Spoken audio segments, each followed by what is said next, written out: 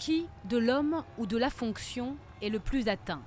François Hollande l'avait promis, avec lui fini les coups de sang et autres altercations musclées façon Nicolas Sarkozy. Les sbires, ils sont payés par nous en plus. Mais attendez, monsieur, c'est pas la peine. Moi je demande pas 140% En tout d'augmentation. cas, monsieur, c'est pas vrai. Fini aussi l'étalage de la vie privée. Vous l'avez compris, c'est du sérieux.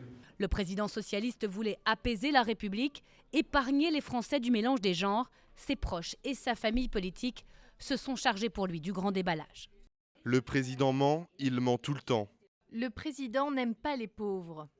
Il préfère quand la décision vient toute seule. Destitué sous la plume acide de son ancienne compagne, égratigné dans des livres par ses anciens ministres, la pression des médias achève de désacraliser la fonction présidentielle.